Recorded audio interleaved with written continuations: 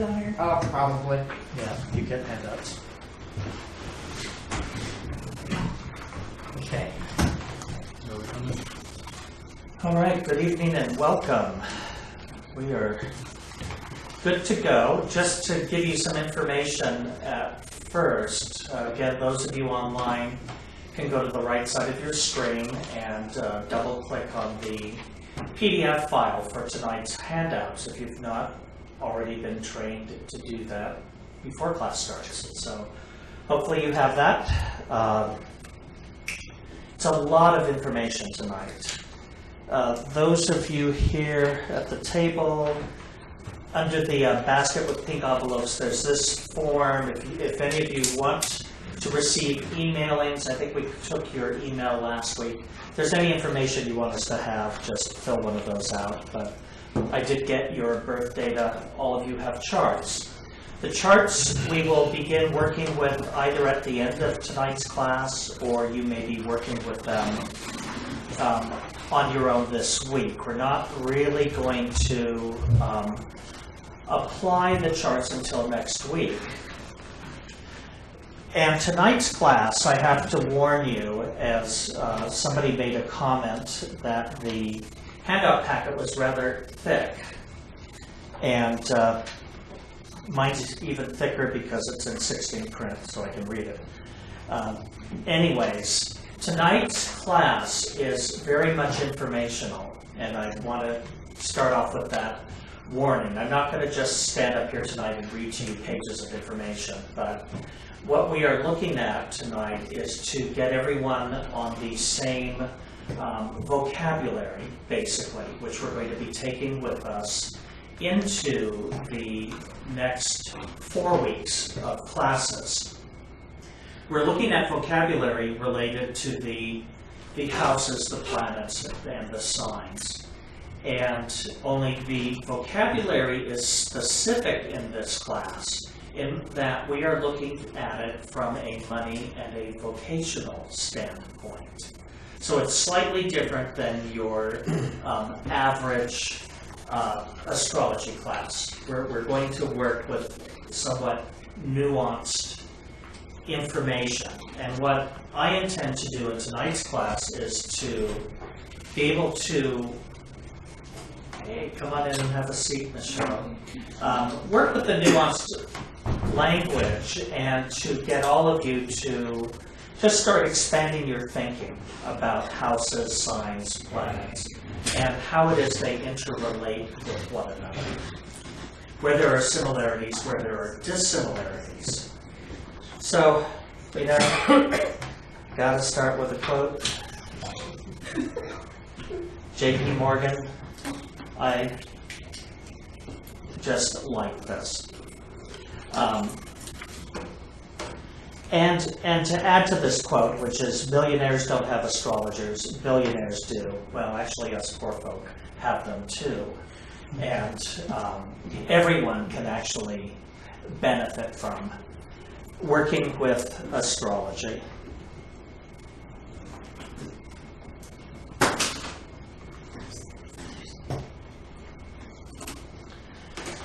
So,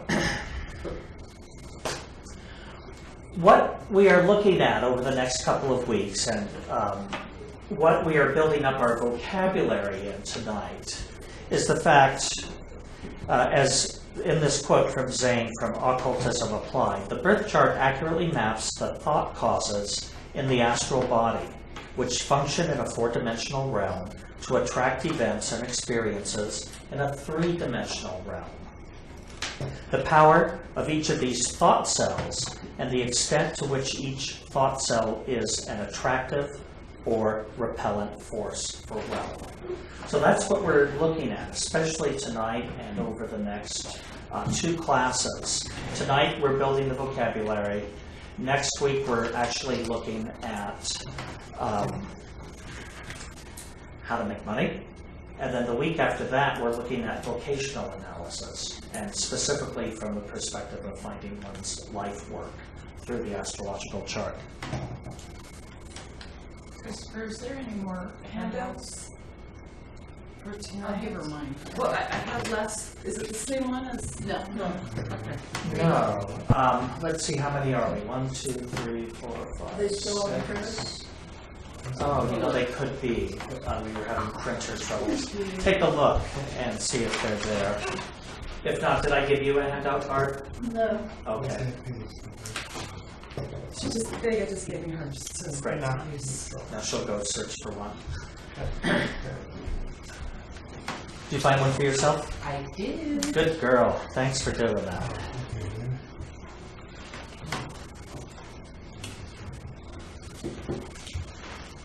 All right. What I wanted to do first is talk about the houses in astrology, because each of the houses is useful in attracting wealth. And it does so in a different fashion. Now, next week and the following week, when we're actually working hands-on with charts, and even this week for your homework, you're going to be able to apply some of this information. Basically, the first house of the chart, to make money through the first house, one basically capitalizes on personality and appearance. What might be professions that are tied into that? Movie star, actress, kind of. Yes, performers of any kind, entertainers, persons who work in health or athleticism, such as first house could be somebody who's capitalizing on being a personal trainer, or personality, oftentimes the greeter or the receptionist in a business. Basically, if they have a good personality, what happens? They attract business. If they have a rotten personality, what happens? They would repel. Yeah. You have to be really careful who you have answering your telephones. Would this also apply to like PR representatives, people out there with their Somewhat, face though out there? there are areas of the chart that we consider to be specifically public relations. So we'll move on towards that. All right. Through the second house, basically, money is gained through anything that involves banking, finances, buying and selling. So if this is the favorable or the powerful area of your chart, these are people who, even having a garage sale, can make money. You know, anything where they're buying and selling, they may buy an old car and turn around and sell it. So it's working in that field. The third house makes money through transportation, communications, and writing, and to some degree through the educational field. The fourth house gains through real estate, rentals, building, architecture, and hotels, or anything that might belong to household items or family-related businesses. The fifth house makes money through speculation. That's basically gambling, whether you're doing it in the stock market or up at Sandia Casino. It also, through things that are related to children and or arts and entertainment. The fifth house is the house of creativity, and which also is creative ideas. Through the sixth house, money is gained through food service, food preparation, and health or medical services.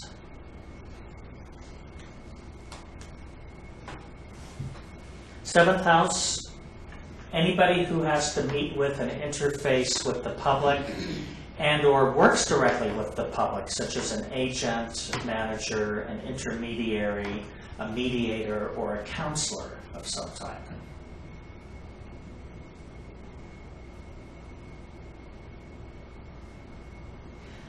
One can capitalize on their eighth house, and this is what I call other people's money.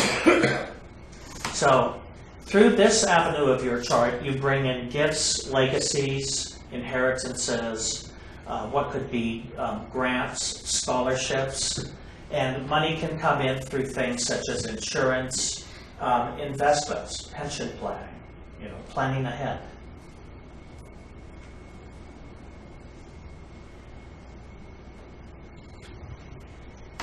And Michelle Robbins, doesn't directly answer your question, but the ninth house, although it says teaching, lecturing, publishing, or travel, this is also the house of marketing and public relations, which we will talk about in next week's class somewhat, when we talk about making money.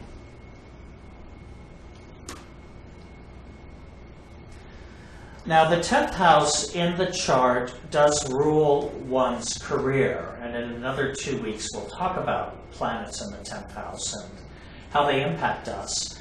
But overall, the 10th house is related to business, management of any kind, when you're in an authority position, and to the political arena. Could that also involve like management and like people who are coordinating? That would come under the management banner? To some degree, except if they are coordinating events. Oh, really? And then that's the 11th house. Oh. So the 11th house brings in money through groups. This could be, there are some businesses where making friends is essential, where networking is essential to having cash flow and continued activity through business. And then lastly, the 12th house capitalizes on things related somewhat to confinement. It could be hospitals, retreats, prisons, zoos, sanctuaries, investigative work. In this state, we know that prisons are big business. So this is one way of looking at the chart, which is not going to be a complete picture to all of you at this moment, but over the next couple of weeks, as when one's interpreting an astrological chart, what we are doing is we are pulling in vocabulary, basically, from several different areas and combining them to create a picture. The more successful the astrologer, the greater vocabulary they have at their command, the greater the amount of associations that they have with the 4 factors we use in astrology: planets, signs, houses, and aspects. Any questions thus far on how the houses bring money to us? Yes, Michelle. Can the 7th house include diplomacy and mediation? Yes, it can. Now, I'm giving you lots of lists of information tonight, and I want you to know I spent a lot of time on preparing these lists, and they are not complete lists by any stretch of the imagination. So what I'm doing is just, what I'm trying to do is trigger your imaginations. And you, through having certain keywords to work with, those synapses are going to fire in your brains over the next week, and you may start adding things to the list. If anybody comes up with, on my layers of list, if anybody comes up with additional ideas, write them down and email them to me. And those of you who are at a distance, my email address is Christopher, CHRISTOPHER, @light.org. Because what we can do is expand this list, and maybe it'll eventually go into a book format at some point and be further helpful to others in the future. Where would like TV evangelists go? 9th house. Yeah, the 9th house is what's not included under the 9th house. I put teaching, lecturing, publishing, or travel, but it's also ministry. Okay. And it's also media. So here, to fit 12 houses on just one sheet, you got the abbreviated form. But we're going to be pulling out the stops over the next couple of weeks as we add to our language around this. Now, you are going to be getting much more vocabulary related to the planets and signs.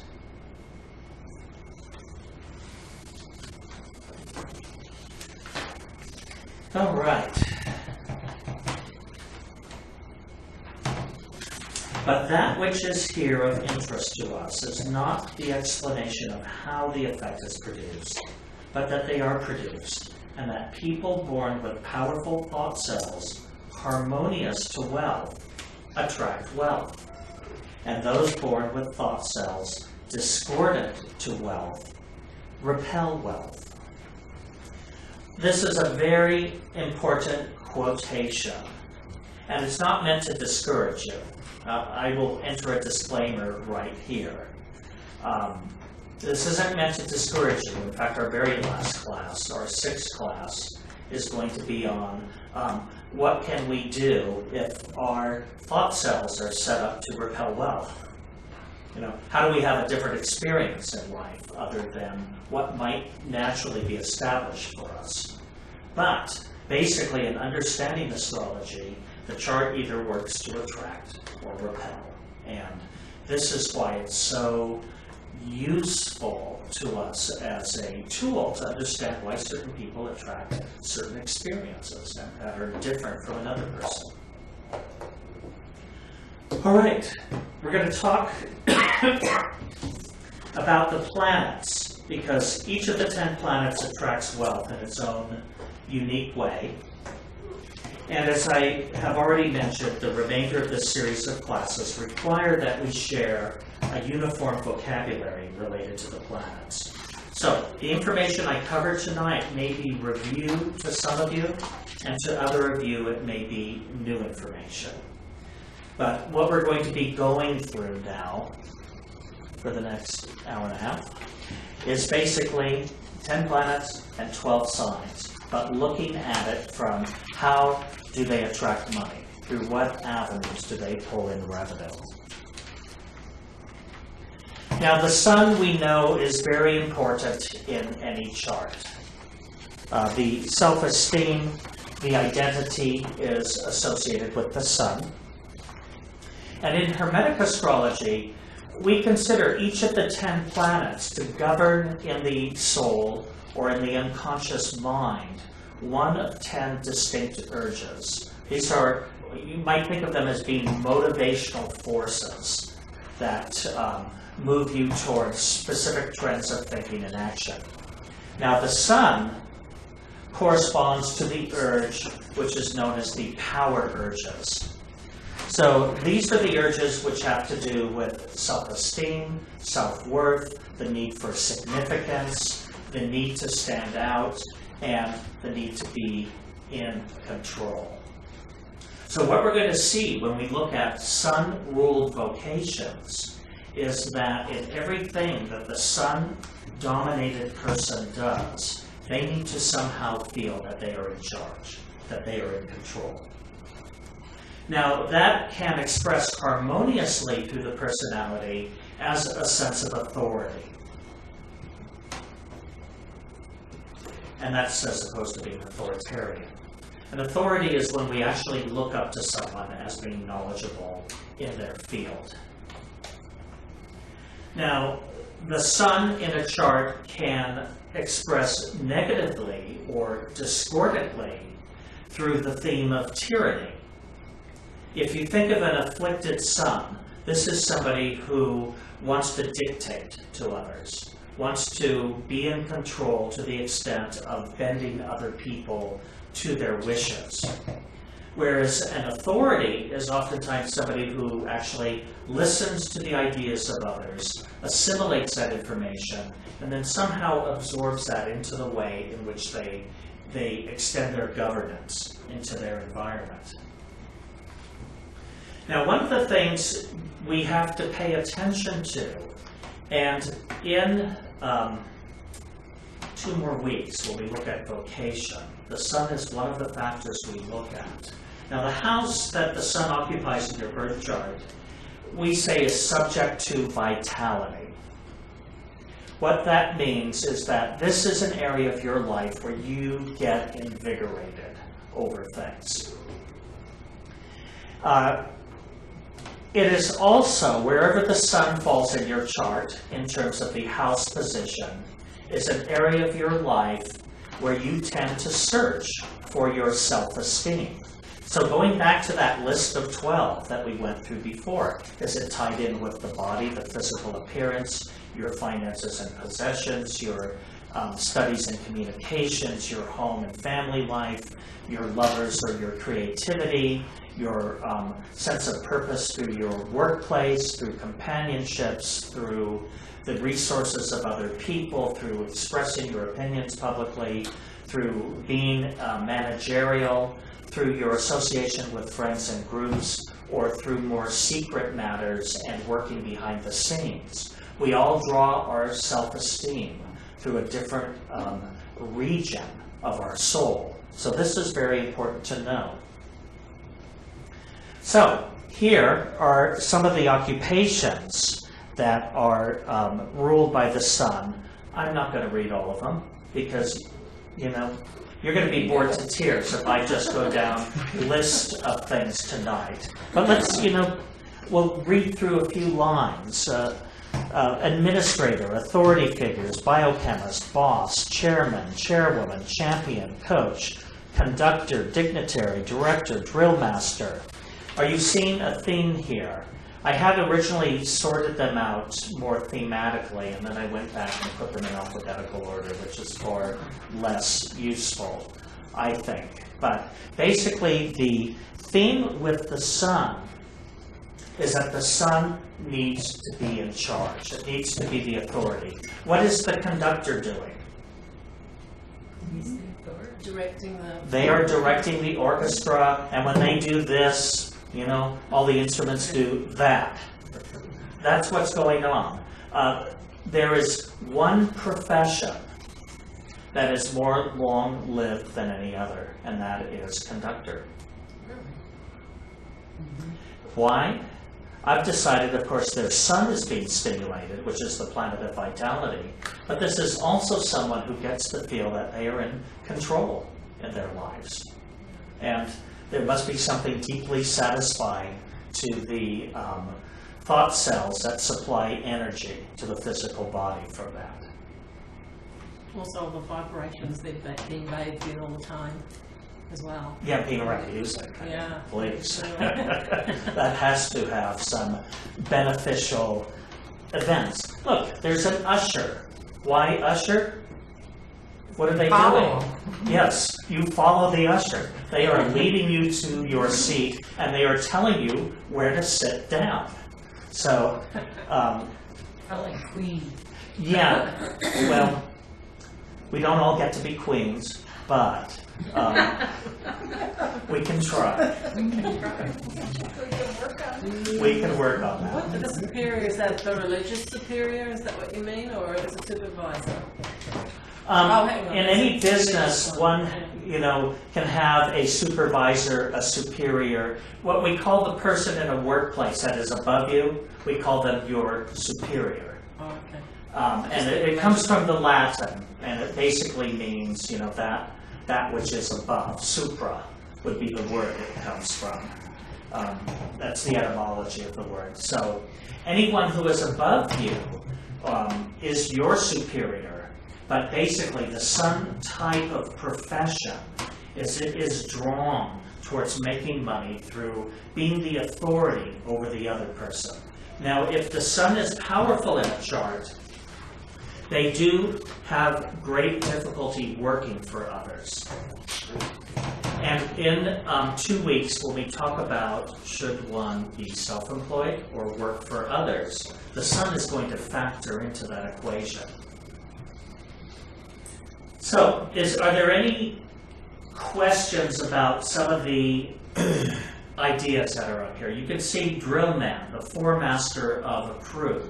They're in charge. The drill master has everyone marching. I live not that far from a high school, and sometimes in the morning, not only can I hear them from the house, which I've determined is a wonderful thing, but sometimes I can drive by and see them marching out on the field with their instruments, and everybody's, you know, moving in order, and whoever's in charge of that, the drill master or the band leader, the conductor, you know, they're in charge. How often in your life do you get to get other people moving in unison for you? I have one question about, like, if somebody has a lot of knowledge and they're considered an authority in their field, I mean, I imagine there would be some influence from here, but it would really depend on another house, wouldn't it? the house would probably tell us what field it is. Mm. But the power of the sun would more than likely imply the fact that they are the authority. So from a knowledge-based thing, it may not be necessarily that they have this title, but Right. just from the function of or how people perceive them. Yeah. Yeah, people are flocking to them for their greater level of knowledge than they are that authority. All right, so did that make sense to all of you? Are we all clicking with how the sun works? All right. Once we get our vocabulary down, we get to actually look at charts and put all of this together. Let us talk about the moon. She governs in the soul what are described as the domestic urges. And the domestic urges are those things within life forms that have to do with nesting and nurturing. The bearing of offspring, the nurturing of those offspring, but also creating the home. Human beings are not the only animals that create homes. You know, there are nests, there are dens. What are some other animal lodges, beaver lodges? I mean, they make incredible architecture. All the bowerbirds, but that's kind of a bit fake. Beehives. Yeah, beehives, but bowerbirds, I mean, they decorate their homes. I mean, I it's, think they're only fake homes. I don't think they're real homes. They're there to learn. you know, Female. it's all about show. It's just all about show. So this is how the moon functions, is through that love of offspring and that need to take care of others. So basically, if the moon is prominent in the chart, then the urges in the soul of that individual that are working overtime are the urges in which that individual needs to nurture and to be a caregiver to others. You know, it does not necessarily mean that the moon person always works in a caregiving position. You know, they're not always a nurse or orderly or housekeeper.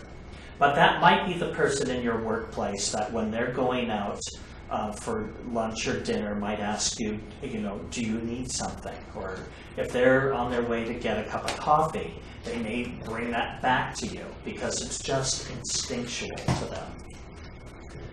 Now, we consider the best quality of the moon is adaptability. We talked about this last week when we showed the image of the asteroid hitting the Earth and the extinction of the dinosaurs. Adaptability is key to survival. And moon persons have a greater ability than others to adapt and or mold themselves to continued changes. Now, discordantly, if you know any moon-dominated individuals, you might know that they can be a little moody, petulant, broody, or emotional. Why? Because they emote their way through life. Life is one feeling after another. So, what we need to do also, the moon is one of the factors that governs our character and temperament, which we'll be talking about in 2 weeks. And it is one of the factors that influences us in vocational selection. The house in your chart where your moon falls is subject to fluctuation. This is the area of your life where you have great feeling. And the one thing I can guarantee you about great feeling, this too shall pass. Whether it's in 2 minutes or 2 hours, the thing about moods is they change. So,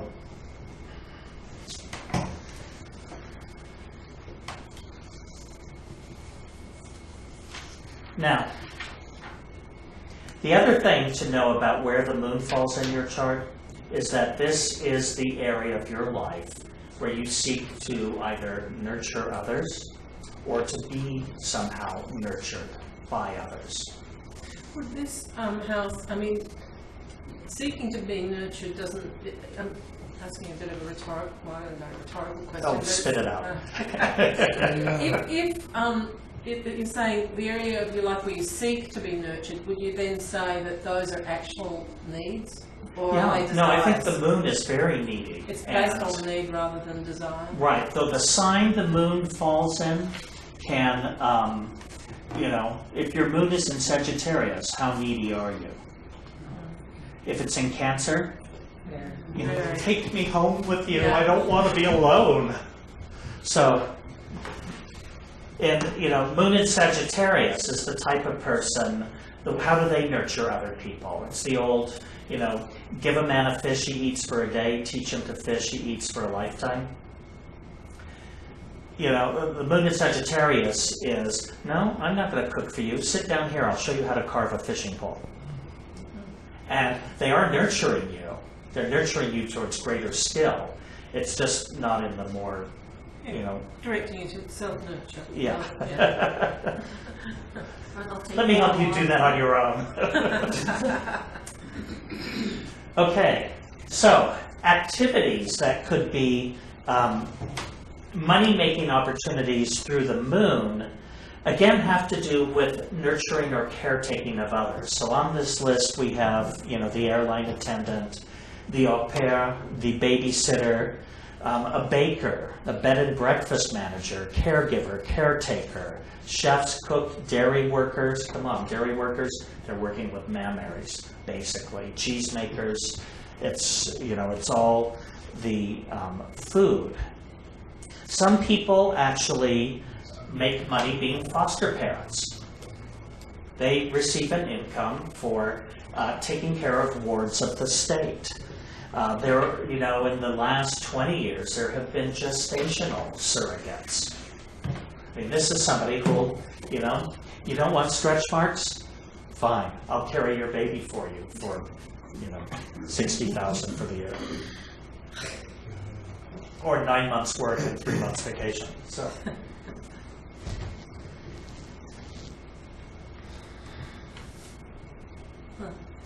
Again, anything that has to do with the home and home services. So people who clean your upholstery, your carpets, your dry cleaners, your nanny. It's all related to the moon. And anything that has to do with food service, from chefs to waiters, is governed by the moon. So, if you live in a block of apartments and there's a live-in landlord or caretaker, that person would also come under that. Yes, in fact, we've even got, wrong You've button. got caretaker up there. Yeah. But, I didn't mean that. uh-oh. Stop. yeah. Yeah, a caretaker can be a caregiver, or it could be the person who's the live-in apartment manager, or it could be somebody who lives on an estate, and it's the person who looks after the grounds and, make sure that everything in the house, because the family's never there, is always in working order. So there is that quality of nurturing that's going on. Is there any item up here that anyone doesn't get how it fits in with the moon? Gossip columnist. Mm-hmm. All right, glad you pulled that out. Yeah. One of the negative traits associated with the moon is gossip. The moon likes to have the details of other people's lives. And so, I'm not suggesting anyone go on to be a gossip columnist, but definitely, those columns in the newspaper that are dealing with who's marrying whom, who gave the fabulous society party, who was seen, fighting in the, soup aisle in the supermarket. That's all moon ruled. Why? There's this prurient interest in the details of other people's lives. So that's a class including things like entertainment weekly, not entertainment weekly, on TV, how they have those horrible fast shows where they talk about everybody's handbag. Exactly. And what makes your handbag? Yeah. And which Hollywood starlet got another ticket for driving under the influence? Yeah, that's all moon stuff. The moon is interested in the details of your daily life. You know, as one friend said when she decided to get off Facebook, was, you know, I'm tired of talking to other people about what I had for breakfast. That is all moon stuff. Alice Marie asked, what about interior decorations, decorators? That will come up under Venus, Libra, and Taurus. But the moon could also partially be involved because the moon has to do with anything that pertains to homes and housewares. But it's the decorating side of that is definitely a Venusian quality. Now again, that was a good question, because one of the things you're going to see as we go through my list are some of these things overlap. For example, something like the arts, which relates to the planet Venus. Venus has two signs which she rules, which are Taurus and Libra. We're going to see parallels in some of these lists, but that's part of what we're doing tonight. We're working on seeing the interrelationship also between planets and signs. Would a birth doula and a death doula be in this category, or could they cross over to other categories? A birth, Like a doula, like a person who assists with the birth. Midwife. A midwife. midwife, sorry. Well, not really a midwife. No, doula- They're kind of a different. Yeah, doula's different. Yeah, it's Well, the different. nanny nurse. A doula Yeah. gets you through your Doulas physical will die labor. to help them. Yeah. I'm just curious. It sounds to me like it would, but I'm wondering whether Yes. there might be more. Are they categories. holding your hand? Depends on Okay. how far you are. Yeah, you know, that's a hand-holding position, which is basically a moon position. They're either midwifing you into your next life, or they're midwifing you into this life. So that's a really good. Anyone else, can you think of anything that's a moon-related occupation? Okay. Covers Just- pretty well. Wondering how you spell the word doula. D-O-U-L-I. Yeah, I've actually never heard that word before. So. L-I, I've heard of it, never heard of it. Is it an Australian word, or do we use that in this country as well? What, for the dying? Oh, actually, there's a sort of alternative term that some people call them doulas for the dying, you know, to make it sound more like something people understand. But there are different expressions like transition guide, or, you know, all sorts of things. You would call it a Death hospital. support. A No, hospital. it's not the same. It's not, No, it's it's with actually, spirits. it's with spirit, or it is with the physical actual death itself. It's more that, like, right in there. So it might be a subgroup of it, yeah. Put that on your list. Alrighty, let's talk about Mercury. Mercury governs in the soul the intellectual urges. So these are our urges which function with perception, with analysis, and with expression. Those are basically the three forms. Expression, of course, embracing language, written or spoken.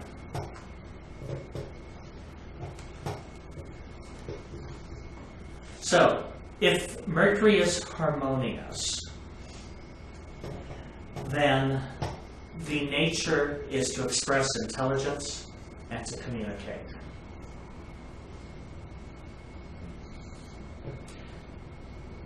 How did you all fare through the last Mercury retrograde? Pretty well, actually, yeah. Good. The last 2 days, well, for me, what happens, I'm in a business where I'm constantly scheduling clients, and they have a really difficult time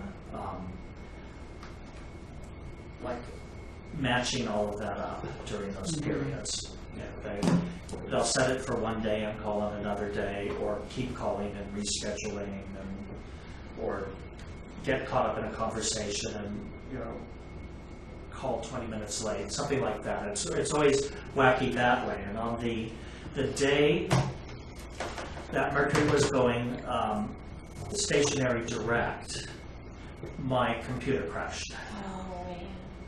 And I thought, oh, do I call computer guy?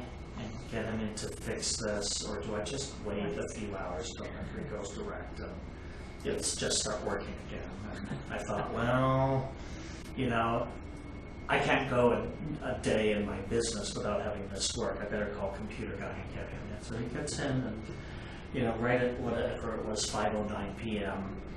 You know, when Mercury moves finally direct again, he's wrangling this console on the floor, and next thing we know, it starts up again.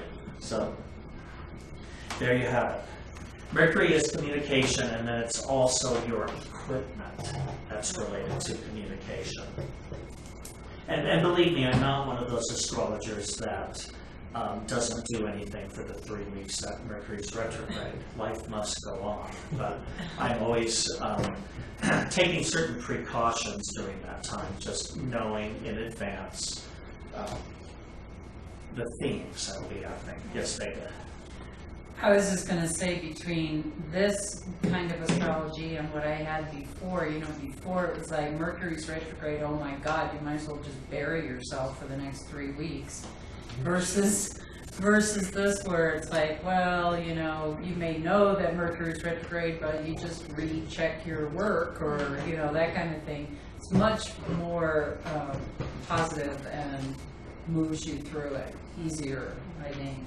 You know. Yeah, Mercury goes retrograde 3 times a year for 3 weeks, so that's, you know, 9 weeks. That's more than 2 months out of the year we couldn't do anything. Give me a break. There's too much to be done. Yeah. All right. Now, the negative expressions of Mercury are nervousness and restlessness. Have you ever been around people whose engines run? All the time. What does that do to you? Oh my God. You know, when somebody else's nervous system is that highly strung, it actually, because we're sympathetic beings, you know, if you're at all compassionate, you start to have this entrainment on their nervous system, and you start to feel agitated. Now, where Mercury falls in your chart, this area is subject to thought. Just look at your chart and find where your Mercury is. You know, that's going to be a house that you spend a lot of time thinking about. So, located in your chart, this is where you will make some of your greatest intellectual efforts. It will also, the house position will represent where you're seeking to be knowledgeable in your life. Is it in the first house? Are you looking to be knowledgeable about matters of, you know, health and physical regimen, or about financial matters, or about communication and transportation, about home and family and genealogy and genetics? You could just go around the wheel like that. Is it also about planning? Or is it some... That's more Saturn is planning. And when you have the two together, I mean, If I do there are that- overlaps between the two of these, but in that chart where you have Mercury-Saturn aspects, these are your planners. Okay. It's part of the master plan, they'll tell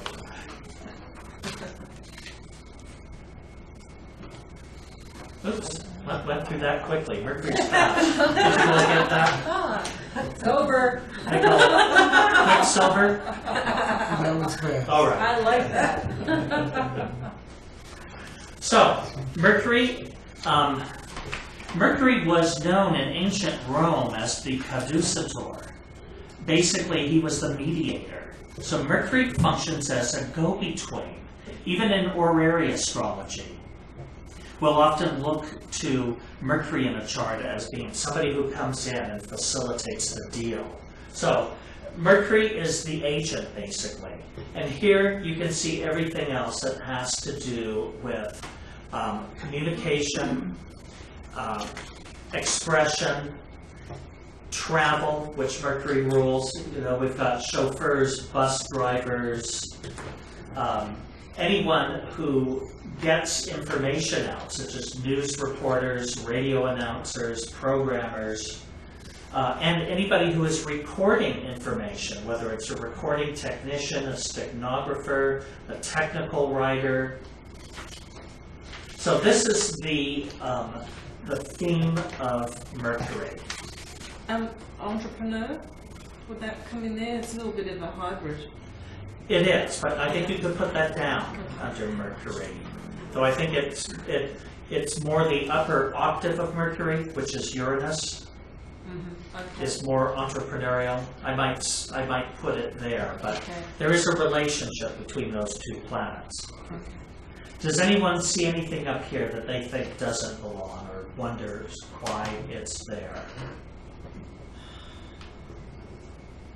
All right. Pretty clear. Does anybody have something to add? Would a massage therapist work in there? I mean, because you are mediating, you're using your hands and you're working on a medium? Yeah, I think in part, and again, there are some careers that overlap, though I put massage therapist under Mars. Why? You know, unless they're one of those, oh, I'm doing energy work. Yeah. Unless it's that type of a treatment, somebody is working in your muscles. They're using their elbows, sometimes their feet, depending on what tradition you're working in. They're digging into the musculature of the body, and you know, much like a dancer or runner or football player, massage therapists have a shelf life in terms of how many years they can work. Why? That is physical, hard work, and they wear out over time. Would facilitator be in this one? Okay. I missed it. Okay, add that to the, Informants as well? I like that. Oh, that's good. That's very good. Informants? Yes, that will also go under the 12th house. But, yeah, informant is very good. All right, we got a smart class. Okay.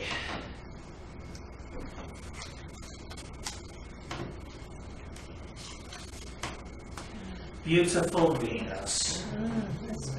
I love that picture.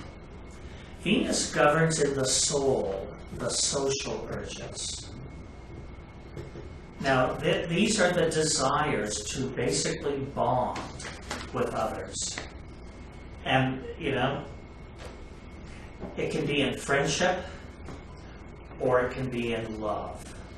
That's the way this bonding takes place.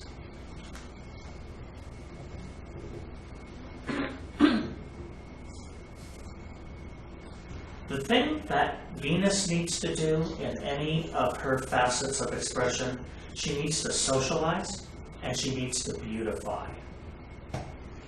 So, you know, Venus is the one that comes into your house and, you know, you've got an arrangement of flowers on the table and she may be moving it around and, you know, putting it somehow in a new arrangement. There is that need to make everything aesthetic or beautiful. Another part of that would be like need to create harmony.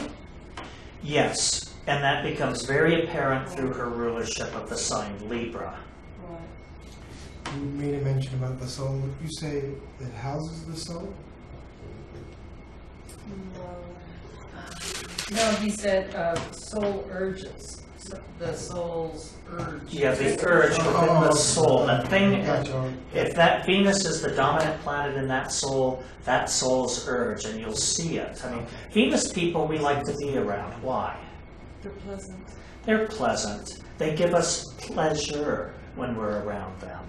And, you know, we all like pleasure, and they're the sort of the person you come into the room, they're warm, they're huggy, you know, they air kiss, whatever. You know, life is good. We feel welcome. So, affection is considered the finest trait of Venus. That's just that warmth we feel. You know, creatures want to be loved, including astrological students. Now, what we consider the discordant aspects of Venus, I don't know what's so wrong about sexuality, but, you know, Venus can't say no, basically, which is why venereal disease was named in her honor. Pliancy is considered the worst trait of Venus. What happens if you want things to be too harmonious? Right. can't It's say really no. wishy-washy. And you don't say, stop dancing on my toes. I mean, you become pliant, you just keep giving in order to not have any confrontation. And sometimes confrontation's good.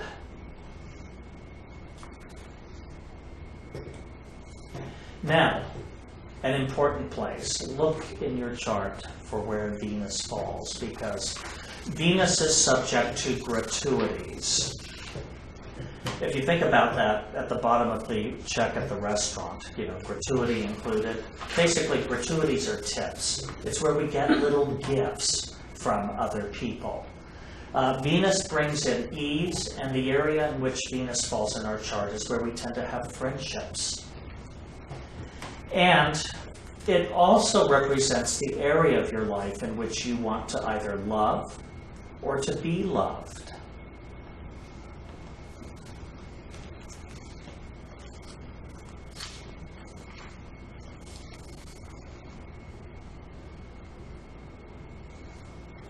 So here are some occupations. They're pretty obvious. Art, dealers, artists, bakers, candy makers, choreographers, confectioners. Of course, dancers will come under other areas as well, such as Pisces.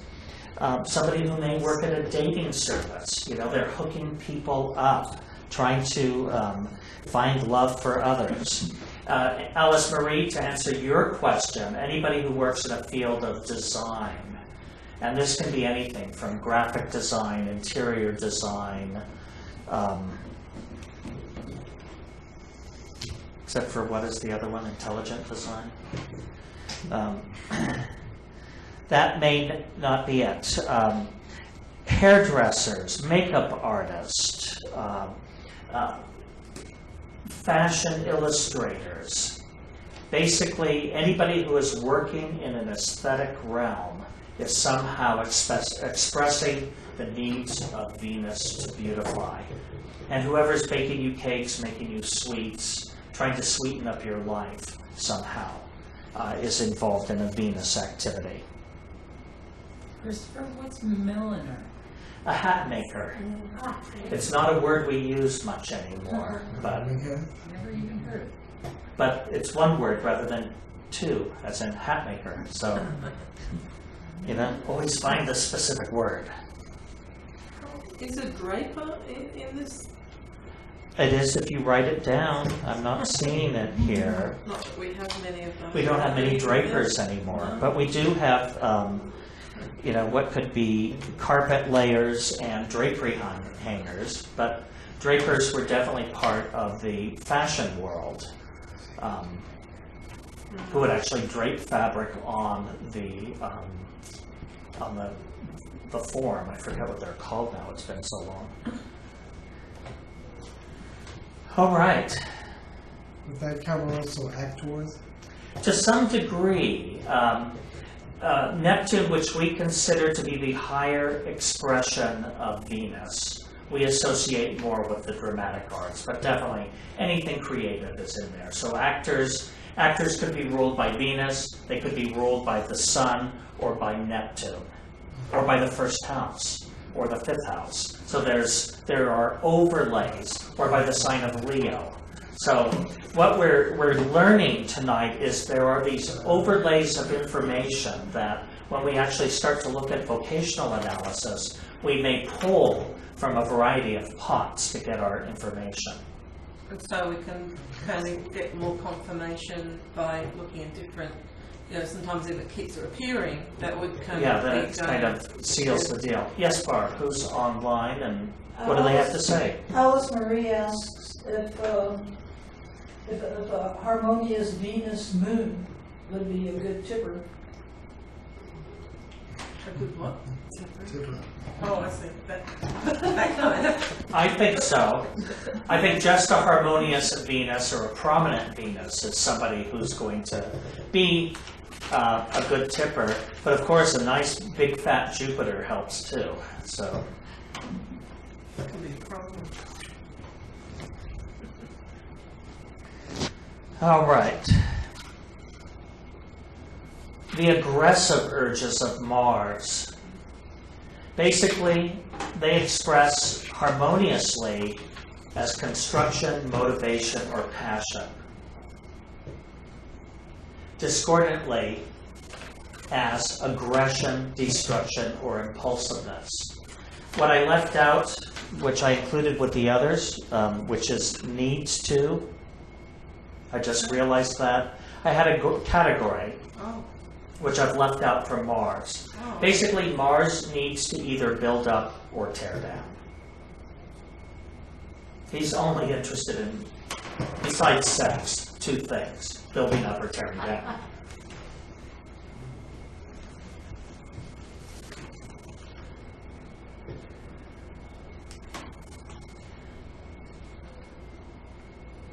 And I've just discerned a typo. The word says strive, and it should be strife, S-T-R-I-F-E. Okay.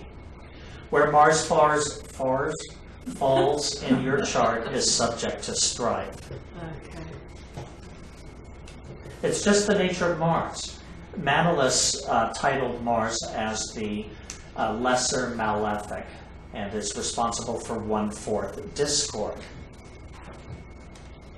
Now, the house in which Mars falls in your chart, this is certainly going to be an area of your life you feel passionately about. And it is where you will put out energy or effort. So in that case, strive might actually work. But where you have Mars in your chart, chances are this is also an area of your life where you act impulsively. And what happens through impulsive behavior? Get into trouble. You get into trouble. Our prisons are filled with people with poor impulse control. So if you have Mars in the first house, you act impulsively, you think you can move through time and space faster than you actually can, and you end up having accidents or injuries. In your second house, you think you can spend money faster than you make it, and you end up in foreclosure or in bankruptcy. If it's in your third house, you're going to say things that you later regret because you pissed people off. And we could go around the wheel. So where Mars falls in your chart, you just tend to act with impulse, not always calculating what the end result is going to be. Alright. And poor judgment. Is it? Yeah, because well, it's moving yeah. from, it's not using the other brain, basically, which is Mercury. So, acupuncturist, why that? They're poking steel needles into you. Ouch. Manipulating your energy. Yeah. I like that. Athletes, barbers, bodybuilders, bodyguards, builders, butchers, carpenters, construction workers, contestants, anybody who's in competition. Mars is involved. Interesting diamond cutter. Huh. Would not have thought of that. Yes, but we might think of something else, and we'll add that to the list. Stone mason. No, it wouldn't be a stonemason. Well, to some degree, because if you're doing physical labor, that's a form of, stonemasons, it's a form of construction work. And all of the construction trades can, to some degree, come under Mars. So, and then anything that has to do with the musculature of the body. So, I have put down here, Vega, masseur, or masseuse. But any body worker and or bodybuilder, personal trainer, physical therapist, basically it's an expression of Mars energy. Set builder, that would come under it too. Like, Yes, somebody who builds sets.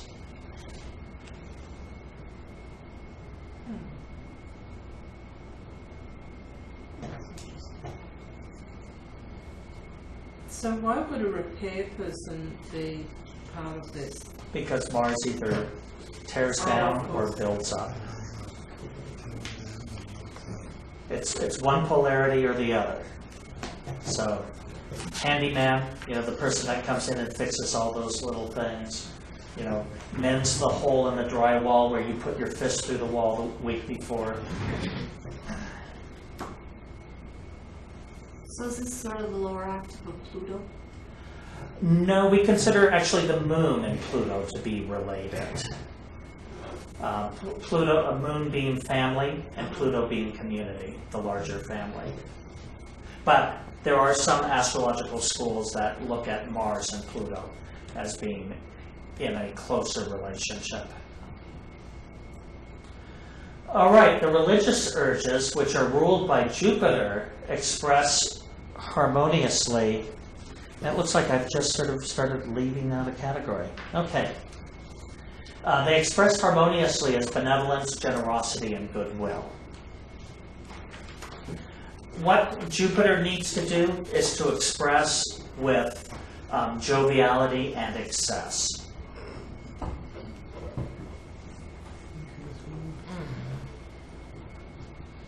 And discordantly, conceit and indulgence are qualities of Jupiter. So, where Jupiter falls in your birth chart is an area of your life where you tend to have abundance. Jupiter is the greater benefic, bringing 1/2 good fortune with him. It also may be an avenue of your life where you give generously. So it's important to look at what house Jupiter falls in, because it's also very likely that's an area of your life where you're a benefactor to others. And if we go back to last week's concept of flow, when we are sort of flowing out goods, services, resources, goodwill towards others, that's usually the avenue of our life where we also attract back opportunities. Volunteer work.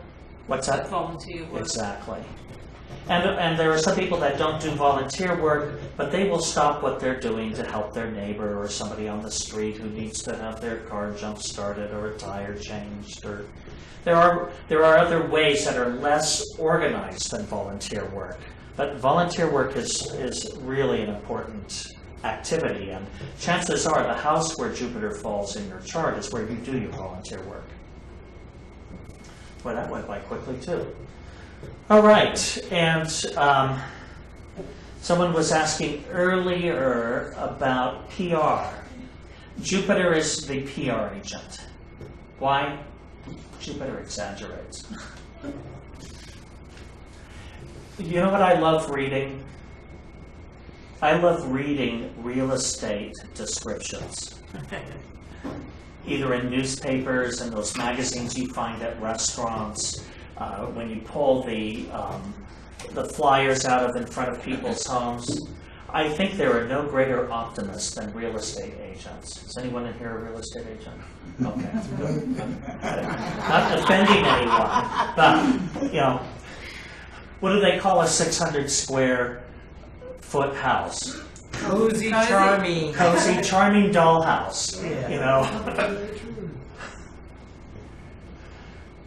something falling down, vintage. I mean, this is how Jupiter works. Jupiter is the spin doctor and can make, anything sound really great. TLC home. Right.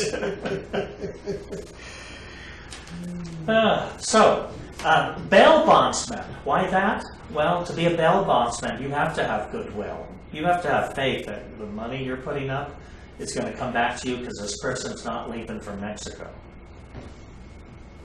Ritual specialist? Yes, I didn't want to have to list everything from priest, minister, etc. But anybody, curanderas, any medicine man, any person who conducts ceremony of any kind, whether it's a Japanese tea ceremony or, the Catholic Mass, is a Jupiter-ruled person. And funeral director, that's not a Pluto kind of thing? Well, yes, that can be, this is one of those areas where there's an overlap. Pluto deals with death. Scorpio is also going to deal with mortuary services. But the funeral director, that sympathetic person in the suit, you know, that when you go in to say goodbye to your loved one, that has that genteel mode about them, and they're trying to get you, even though it's going to be buried in the earth, to get the, you know, the nice shiny metal box with the flake metal, you know, spray coating and all the tufting inside. They're trying to get you to buy up. That's Dad Jupiter. would really appreciate that. Yeah. Oh, indeed. And Actually, that's kind of, I know in Australia that's not illegal, but it is under a lot of scrutiny legally doing that. So that's why they've got all these funeral, well, even here they've got a lot of funeral legalities, so that they have to actually disclose the full range. Right, and why is that? Because again, when people are grieving, they're not thinking clearly. No, they're in a decrepit emotional state that they can be easily maneuvered or manipulated, and not that Jupiter necessarily does that. That, Michelle, number one, would be the Pluto side of that industry. Yeah, where they may also be yanking out your gold teeth. Yeah.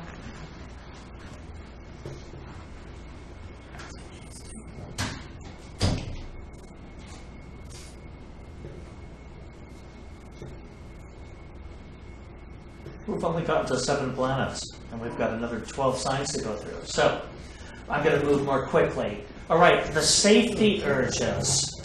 Basically, they express as system, safety, and foresight. Basically, somebody was asking about planning earlier, and Saturn needs to plan ahead. Saturn is the squirrel that is collecting nuts and stashing them away for the potential of a cold winter.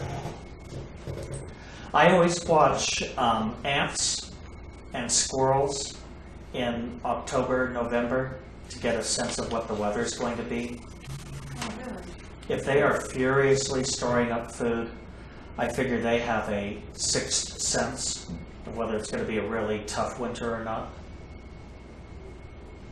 Now, the discordant expressions of Saturn have to do with fear, greed, selfishness. So this is that need to plan for the future that takes on the capacity of hoarding. So Saturn, according to Manlius, was called the greater malefic, being responsible for 1/2 the misfortune that comes into your life. So where Saturn falls in your chart, unless it's extraordinarily well aspected, there are tendencies towards restrictions, limitations, and heavy responsibilities. So think about when we were talking about the states of being that were opposite to flow last week. Saturn is basically clogs up the pipes. Things slow down, and oftentimes they do so out of fear. Did you mention about the needs? I'm sorry if I missed I that. didn't. No. But for some reason, when I got this far into working on this class, I just let that one go. But basically, in whatever Saturn does, Saturn needs to be able to plan and to have security. So let's look at some of the fields that might involve that planning and security. Well, an accountant, an appraiser, an architect. Remember, babysitters came up. What was that? Architect? No, it's like blessings. Blessings? Oh, thank you. I can't hear that well. Blessings. That sounds great. Blessings all around. Babysitter. Well, we have babysitter under the moon, and that's the person who's, really nurturing you. But babysitters can also be guardians to some degree, so there's a safety element involved. So economists, engineers, farmers, believe it or not. Farmers are always worrying about the weather and whether they're going to have enough grain left for seeds for the following year. Food bank workers. Librarian. Basically anywhere where collections are stored and organized. Could a collector of some kind come under Saturn? You know, Yes, they could, as could a hoarder of any kind, which is a really, debilitating illness, actually a form of obsessive-compulsive disorder. But some people cannot throw anything out. Why? It will be useful someday. Saturn's always planning for the future, whether it's these 500 rubber bands that I've put into a ball, or every newspaper that was ever delivered to my house. You'll read it someday. That'll wrap fish in it. Who knows? When I become a fishmonger. That's under Pisces, I think. Uranus. In the soul, Uranus governs the individualistic urges.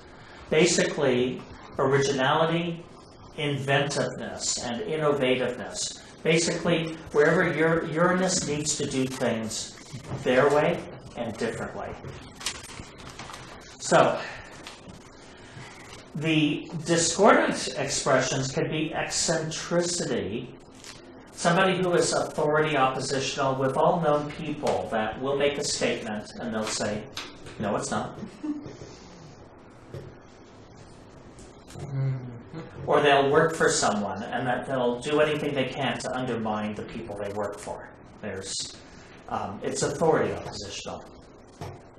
The nature of Uranus is Uranus people become very isolated in life.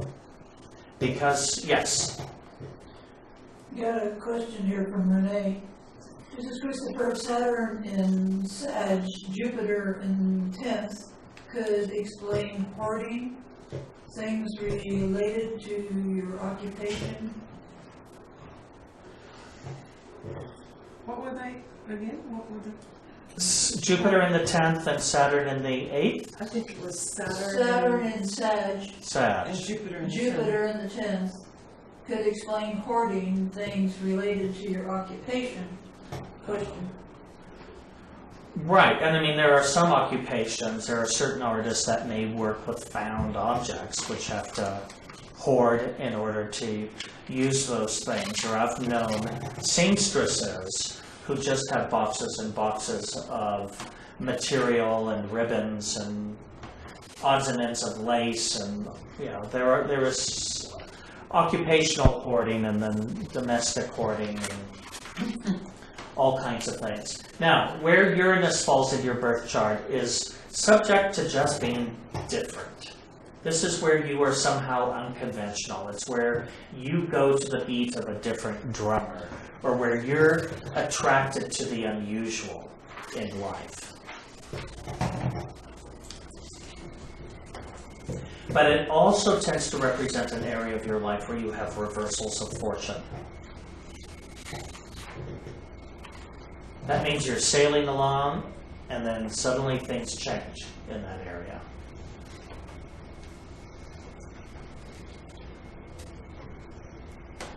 So that could have something to do with your success. It can. It definitely can. Repeat the question?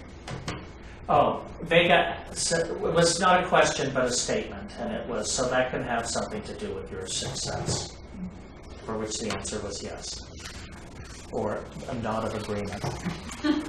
All right. Uranus people can be advocates. Again, they're in there, they're standing up for an ideal somehow. Air conditioning technicians. Anything that deals with the very old, such as an antiquarian, or the very new, anything that deals with fads of some kind. So electricians, electrical engineers, electronics workers, anything that uses electricity. And of course, computer programmers, website designers. These are all Uranus traits. As are the areas of psychiatry and psychology come under the influence of Uranus. The counselor, psychotherapist will be in the same category. Well, at least the subjects of psychiatry and psychology. Okay. The counselor themselves, there might need to be, if they're working with that, because in those realms you can have researchers, you can have writers, you can have counselors. The counselor would be the 7th house person. You know, and there are social reformers and revolutionaries. You know, everyone needs a job. So they all come under Uranus. Utopian urges of Neptune, imagination, idealism, spirituality, or illusion and vagueness. So where Neptune falls in your chart, this is going to be some area of your life where you have high ideals and high expectations. This is where you're dreaming the big dream. So what happens when we dream the big dream? There's a very good chance we could also have disappointments. Because things don't always match up with our imagination. And Neptune can be an area of one's life where we have some type of vagueness.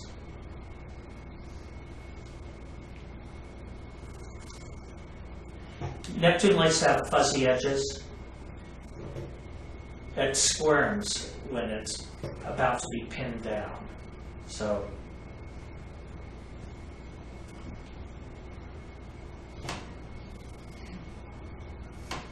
and I know there was a while in the 90s where they were talking about fuzzy logic. I'm sure that comes under Neptune. The whole expression of Neptune. I did. You didn't want to see it anyways. Okay. All right. Move on. Bartenders. Here's the actor. And there's the actor. Yes. What about the needs? Did you cover that? The needs. No, you know, somehow after Venus, I just forgot about doing that. So, but I will come up with something. Basically, Neptune needs to feel imaginative in what it does, or it needs to feel spiritual in what it does. So we certainly have bartenders and druggists and pharmacists under this. That's one side of Neptune, the altered reality. There are animators and illusionists involved. There are prophets and psychics and intuitives and magicians. Other forms of illusion are cosmetologists, costumers, makeup artists. Oil field worker? Yeah, oil and all of its products are considered to be influenced by Neptune. So, Because we're vague, how much is there? yeah, I think so, you know.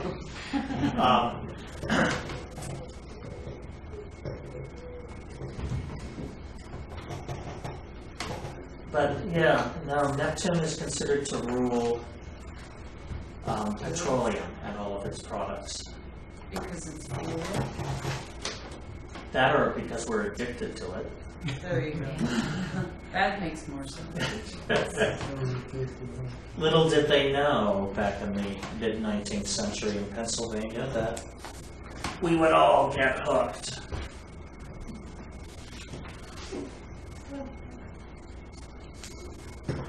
But again, special effects artist, that's Neptune. You're creating an illusion of something that's not there. Visionaries and visual artists do that. All right, Pluto. The universal welfare urges. As I mentioned earlier, for us, Pluto's the upper octave of the moon. The moon wants to express as family and nurturing, whereas Pluto takes that out into the sense of wanting to belong to something larger, such as a community. So, The harmonious expressions of Pluto are community, groups, cooperative action, specialization of parts, division of labor. The negative expressions are coercion, conformity, mob action. What happens when you belong to a group? You can scapegoat. And people want you to maintain the status quo. It's difficult for the group when one wants to go outside the group or do something different. And when it becomes really dangerous is much like a pack of dogs. You know, when people start functioning, that impulsiveness functions in a mob action. But basically the needs for Pluto I would describe as the need to belong.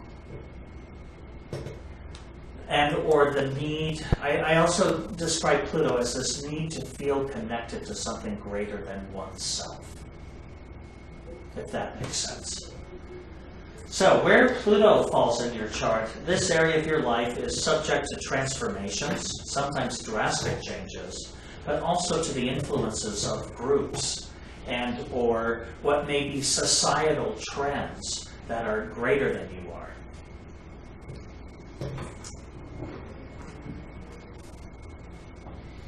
I have also found over the years that where Pluto falls in your chart, it is oftentimes an area of your life where you end up just feeling out of control.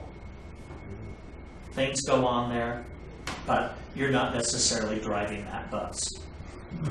It's where stuff happens and where you have to respond to these greater outside forces. Dang, this thing's moving fast tonight. So,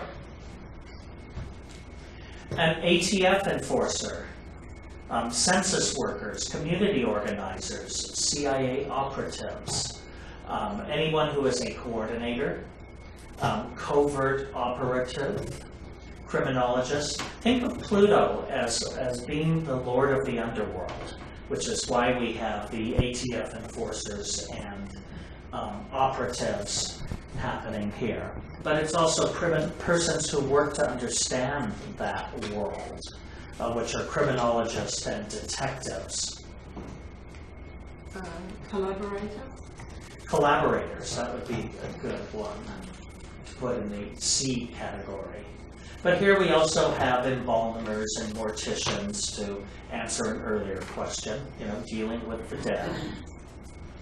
Other things which are underground are generally your plumbing. So plumbers to some degree are influenced here.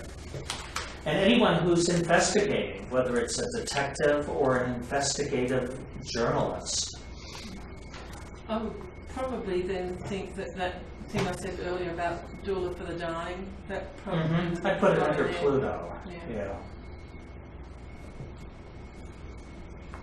Union organizers, anyone who is pulling together labor and cooperative movement where the group is benefited.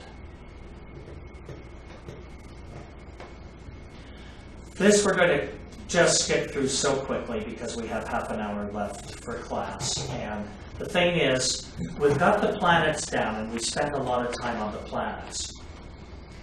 The zodiac was originally set up like in Near Eastern astrology, very much like a king and queen and their court. You have Leo and Cancer, ruled by the sun and the moon. They're flanked on either side by Mercury signs, being Gemini and Virgo.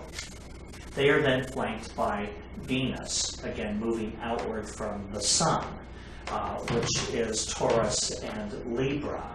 And then those signs were flanked in the court by the Mars signs, being Aries and Scorpio. They were then flanked by the next planet, Jupiter, being Pisces and Sagittarius, as you go out in the court from the king and the queen. And then lastly, Saturn at the very end, which would be Capricorn and Aquarius, as you move out either side from the sun and moon ruled signs. Now, what's happened as the discovery of Uranus, Neptune, and Pluto, they have given dual rulership to certain signs. So what we will see when we look at the signs, it's much like in our system, we give a color tone to each of the planets. And then that tone is altered, whether it expresses through a day sign or a night sign. So, Aries corresponds to Mars. And the occupations are going to be very similar to Mars occupations. Think that the I am, and think of that aggressiveness, competitiveness, combativeness, physicality of Mars, which has to do with defense industry workers, firemen, gunsmiths, hardware stores employees, iron workers, lifeguards, machinists, martial arts instructors, and on the way down to tool and die makers and welders. These are all Aries type of occupations. Can you see the thematic nuances here without us reading everything on the list? We're just going to sail through these. Mostly I want you to have these sheets for the next 2 weeks because we're going to then be pulling vocabulary out of them when we actually look at charts. Taurus is ruled by Venus, so the things which have to do with sensuality and beauty will be involved here.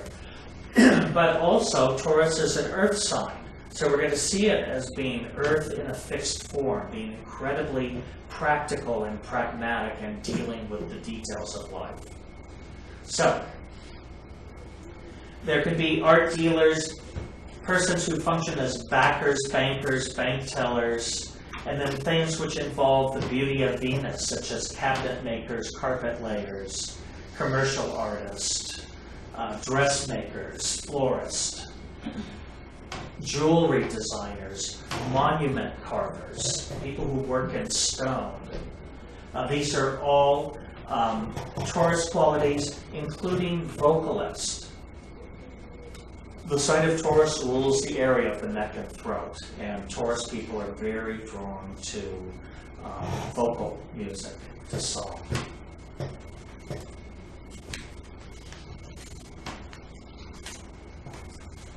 Gemini. This is a Mercury sign. The key word is I, think. And we're going to see a lot of the themes of Mercury here, such as having to do with communication and transportation or being intermediaries. But Gemini basically is both the person who's writing things down, such as the court reporter or stenographer or the recording technician, but is also the person who is moving things around the city, such as the bus driver, chauffeur, the delivery person, the dispatcher, the cyclist, etc. The postal courier. Why manicurist? Gemini rules the hands.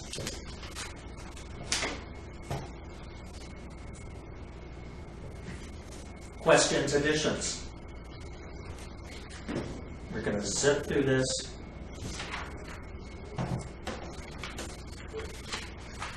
Cancer, I feel, ruled by the moon.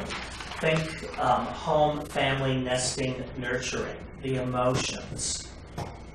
Anything that's domestic. So we're going to see some carryovers from the moon, such as dairy worker and daycare instructor. Here we have gardeners, groundskeepers, historians, or genealogists. Persons who are dealing with the past, dealing with history. And then typically things that have to do with nutrition, such as restaurant workers, supermarket workers, waiters, etc. Nutritionists. Again, the process of giving birth, the obstetrician is included here. What part of the body does it rule? Cancer rules the breast and the stomach to some degree. The stomach is how we nourish ourselves. The breast is how we nourish our offspring. Right.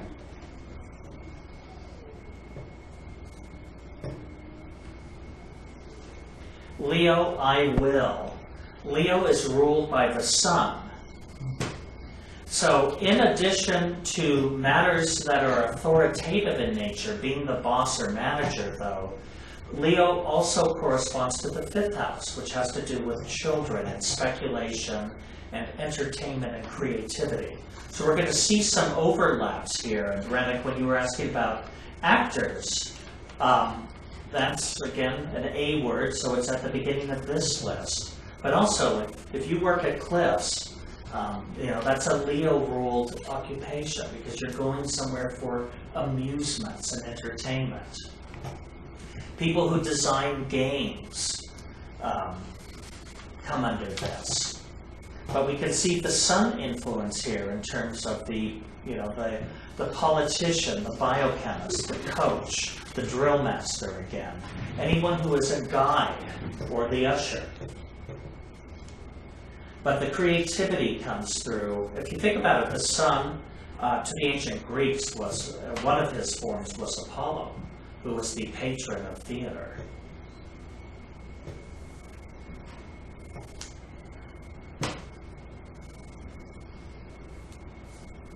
And Leo rules what part of The the back. The back. Yes, the back and spine. To some degree, though, we consider the sun to actually rule the heart. The zones of the body, from Aries the head to Pisces the feet, are ruled by the signs. And then very specific organs within the body are ruled by the planets. So the key word for Virgo is I analyze. We're back to a Mercury sign again. We're going to see repeats here. Some of these themes we have seen under Gemini and under the planet Mercury. So this class is just about seeing those coordinations. But there's some other things that are also specifically Virgo, such as microbiologist. How does Virgo look at the world? Minutely, in detail, through the microscope. So, and there's interest in things. Virgo has interest related to health, nutrition, diet. So this is why some of those themes come up here that they didn't come up just specifically under the planet Mercury. But anything that is detailed in nature, such as the technical illustrator and editor, somebody who has to examine your work and check your punctuation, grammar, capitalization, etc. Librarian, would that be in there? Yes, so I put it, you could add that. I did put it specifically under Saturn, thank you. Just in the sense of organizing the collection. What about people who collect? I've noticed a number of Virgo people I know that they collect, but they get very disorganized because there's too much detail. Yeah. But collectors, could they be in here? I don't think of Virgo as collectors, but they might be the person who comes in and organizes your collection. They could be the curator to some degree. Or a person who's disorganized. Yeah. What I've observed about Virgos, they do clean, but they are binge cleaners. Okay. Basically, they will let the magazines pile up for 6 months and the clothes get thrown around, and then, it'll come Saturday or something, and they're on their hands and knees with bleach and a toothbrush and a grout, cleaning everything to a sterile. But it isn't consistently organized. It's truly, it happens in a binge fashion. And again, when Virgos are upset, they will clean because it puts order to their universe. Life becomes good if you own a vacuum or 5. And Rose, what part of the body? The bowels and the intestinal area. Basically, that's what breaks down our food. It discerns what nutrients are in the food.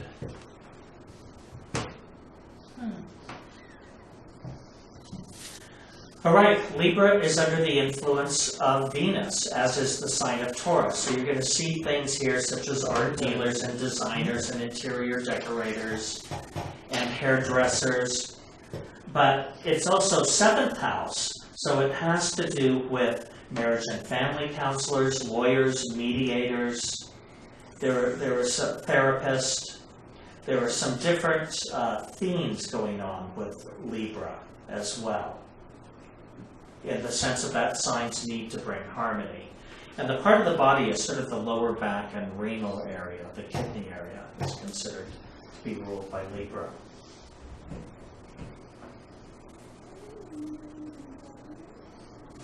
Scorpio. We will see influences both from Mars and from Pluto in this sign. So we may have butchers and morticians. Why bail bondsman? We had it under Jupiter before. Bill, that's one facet of it. The Jupiter facet of the bail bondsman is their optimism that you're not going to run out on your bail. But the Scorpio side is Scorpio governs the 8th house. This is other people's money. And this is somebody who is putting up money for your security, basically. IRS agent. Yes, because the 8th house has to do with taxes, other people's money. And someone who does autopsies and medical examiners being in this. I would think so. There or under Virgo. But yeah, definitely the office of a medical examiner, the coroner, could definitely be in this. Not the autopsy. And yeah, the autopsy. Yeah. And also, I would think anybody who works with pandemics, so like World Health Organization, might possibly be connected here. But along the lines of the theme of other people's money, which we didn't see in either Pluto or Mars, are things such as insurance agents, investment brokers, IRA specialists, retirement specialists, securities traders, social security worker. So this is basically, Scorpio is also that sense of what you have put aside for the future, what resources will be available to you. But basically, Scorpio, death and taxes. That and part of the body? The genitals, basically reproductive. Desire. Yeah. I could have guessed. Yeah. No big stretch of the imagination there. No.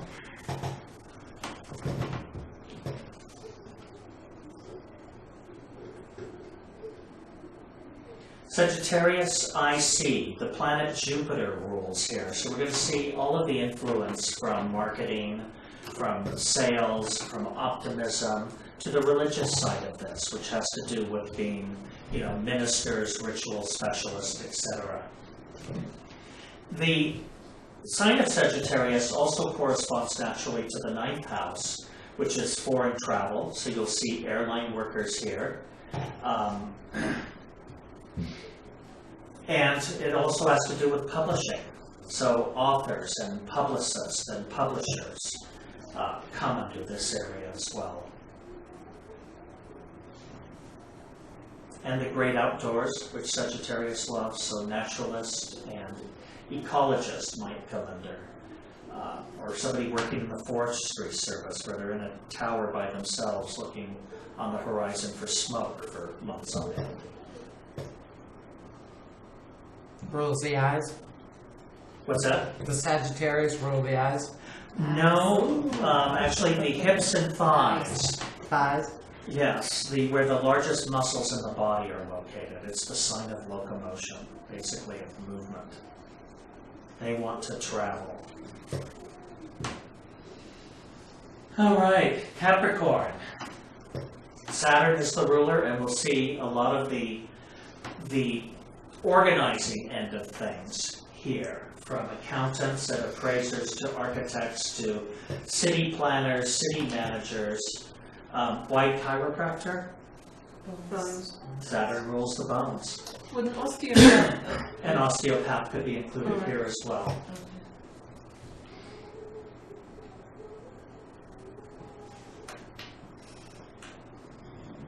Something's happening at the Somewhere. stadium tonight. All right. Speeding through this, Aquarius, Saturn, and Uranus. So we're going to see a combination. But what is unique to Aquarius, that's not so much on the Uranus-Saturn list, are going to be that which has to do with the more humanitarian or altruistic instincts. If I even included them here. I guess not. Social worker, psychologist. Non-profit executive. Yeah, non-profit executive. These are all the tendencies of Aquarius, is to want to do things in the world that improve their humanitarians by nature. And it rules the mind? No, actually, it's so much for guessing. Yeah, I know. We reach a point where it's not quite as clear. The ankles and calves. Would it be like anything, you've got non-profit executive, but any of those, you know, those major humanitarian programs that are out there, projects. And, Right, World Food Bank. And, you know, when they do development programs in different countries. That Right, that would all come under the non-profit executive. And hypnotist? Mm-hmm. Uranus. Yeah, that ability to mess with your mind. Mesmerize. Mesmerize, okay. Boy, I'm having hearing problems. I think it's the allergies. You're bad this week. Yeah, I'm told the pollen count is really, really high. Yeah.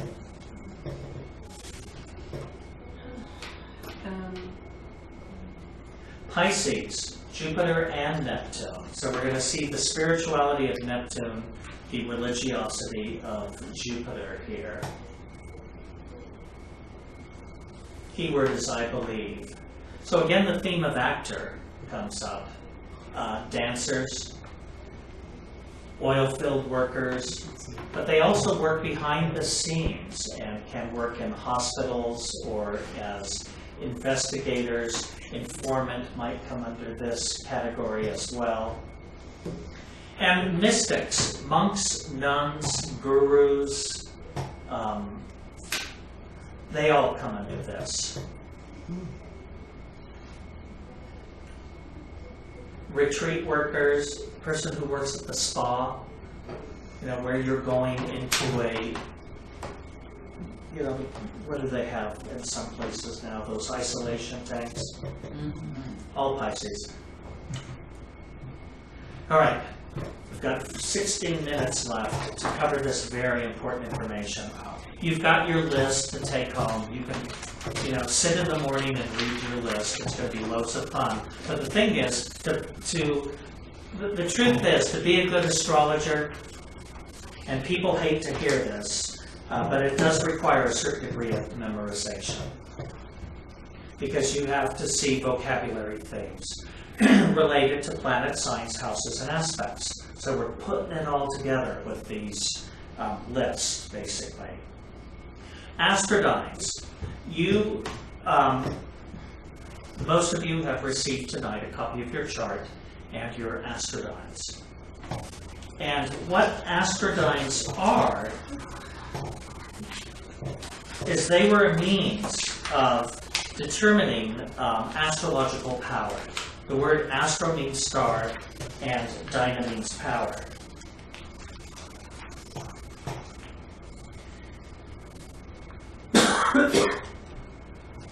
The process of astrodynes was pretty much pulled together in the 30s and 40s.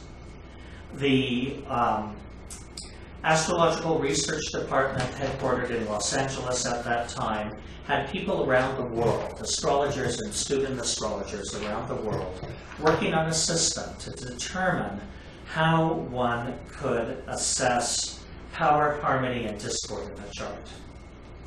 Their results were being sent back to Church of Light headquarters, and then C.C. Zane and Albert Benjamin basically pulled together a system that was a quantitative mathematical system to determine power in a chart. the gist of it, if you want to learn about astrodynes, there are books on it. The process, when I was a young astrologer back in the 1970s, before the advent of the personal computer, astrodynes had to be done by hand. Yeah. And they are an accumulative mathematical process. So if you make an error in any of the early steps, it gets carried out to the end and things don't add up and you have to go back and start over again. So the amount of time it would take to do astrodynes on a chart was 8 hours. When I learned to calculate a chart, it took about 2 hours to do a chart by hand, calculating the house cusp positions, the planetary positions, and all of the aspects in a chart. You know, the fastest you could get it down would be about 2 hours. But to calculate astrodynes added another 8 hours. If you were doing progressions, my God, and progressions with dates of when they entered, became perfect, and left, you'd be looking at spending about 32 to 40 hours of just math on a single chart, which I know you're all eager to do. So I thought the next 4 remaining classes would just do math. Well, basically, the computer now does it for you, and in seconds, it can spit out information that took 8 hours of an astrologer's time. Although I believe it is valuable if one is going to be a professional to understand celestial mechanics and the math involved in doing a chart, I actually think that the astrologer's time, a computer can do math, but a computer cannot interpret a chart. All a computer can do is spit out little bits of information. It cannot synthesize information. And so an astrologer's time is best spent really learning to be a good counselor. Just a quick question on astrodynes. Do you calculate them for progressed charts? It can be done. We do not have that in place yet. Okay. There is a formula by which you can do that by hand. Paul is working on expanding our computer program to where it can also do the astrodynes of progression. It's invaluable to be able to see that. So there are 3 things that we're interested in when we look at a chart. We're interested in power. Any idea why? When it's strong enough to start something. Yeah. Talents and strengths. Talents, strengths, abilities, aptitudes. The strongest areas in the chart are where your attention goes. And it represents those most powerful themes in your life. Going back to what we were talking about last week, this mission of the soul, as it gathers all of these experiences in form, well, the astrodynes help you to see what the nature of those experiences are. Have they been universal welfare experiences? Have they been safety experiences? Have they been social experiences? Have they been power experiences? So we're looking at that, but we're interested not just in where the volume of power is, but how that power is conditioned.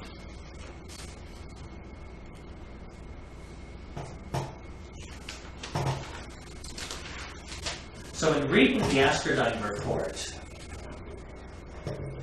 it's basically giving us the volume of energy expressing by any particular planet, sign, house, or aspect.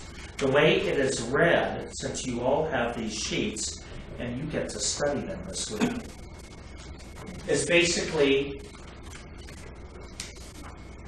they're listed from the most powerful to the weakest.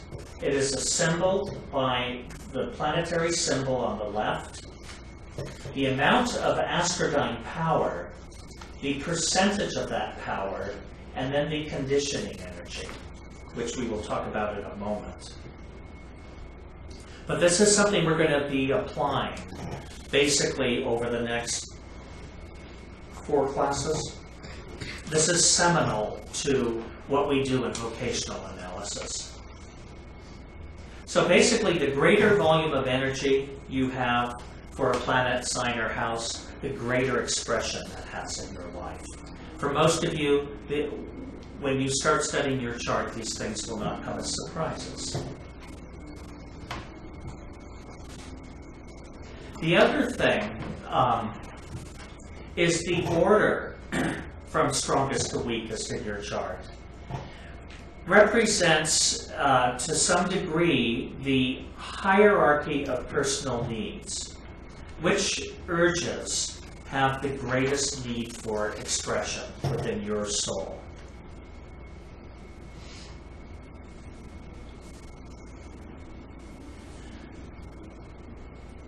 I think I need new batteries. So, basically I'm repeating myself here.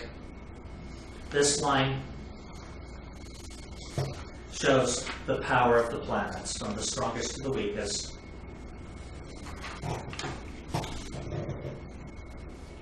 Percentage of power I find to be very important.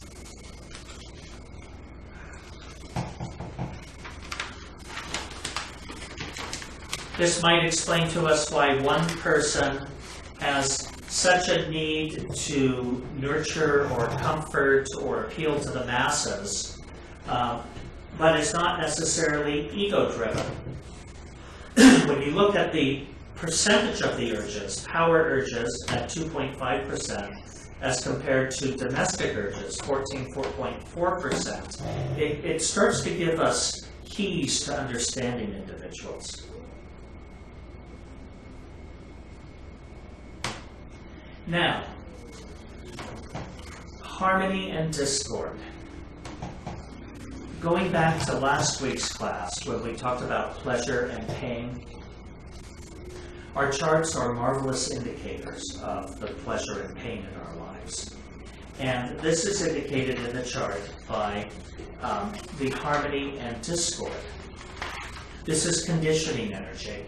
Basically, your personal harmonies are going to be those areas of life through which pleasurable things come into you. In other words, this is where good things come to you with a relative amount of ease.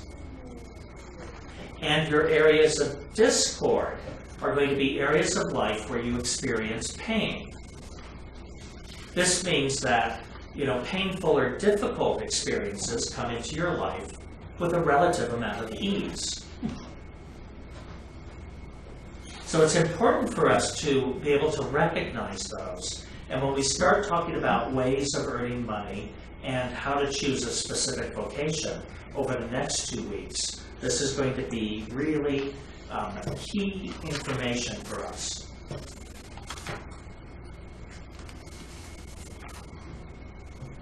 Now, this may be too technical for some of you, but those of you who have calculated charts by hand, the process basically for determining conditioning energy comes from the innate nature of the planet. In our brief discussion earlier, we spoke of Mars and Saturn as being malefics and Jupiter and Venus as benefics. So this means that these 4 planets have an innate conditioning energy,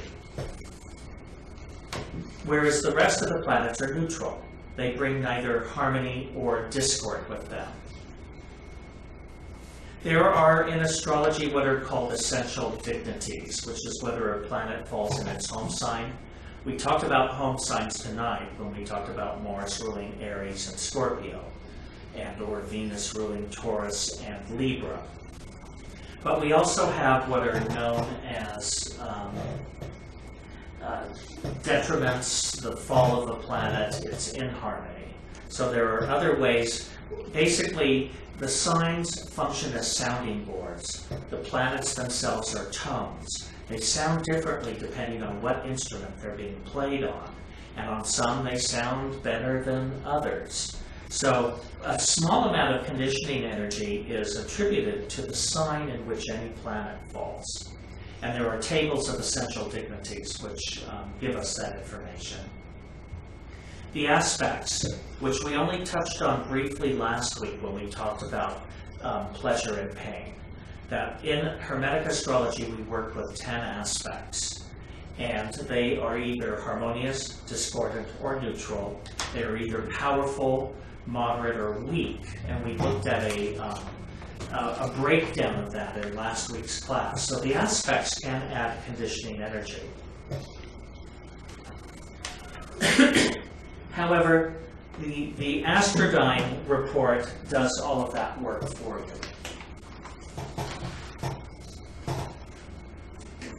It is basically assigning a numerical value to each of these conditions and then adding it all up. Aspects. Each of you will have on the back of your chart an aspectarian, and just basic information. The aspects falling above this line are aspects which are measured in zodiacal longitude. These are from conjunctions to oppositions. The aspects falling below this line are the aspects which are measured by declination, and that is how far north or how far south of the celestial equator a planet falls. And these aspects are called parallels. And there are parallels and contraparallels. But aspects can be read as they also add power to a chart.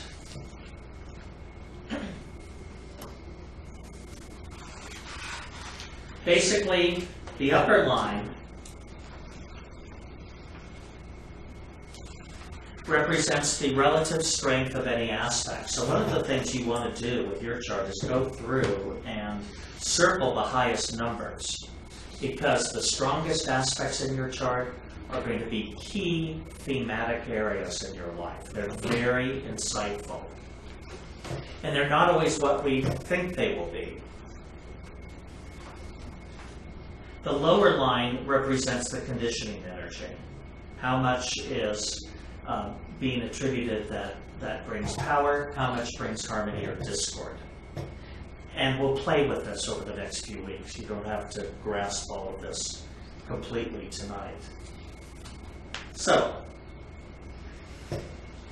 before class started, I got great feedback from one of the students in terms of last week's homework and the insights that brought. So I'm hoping all of you continue to do the homework, because that's really where the magic will happen in the course of the next 6 weeks. But continue your day going through your guided meditation. Continue working on your gratitude list.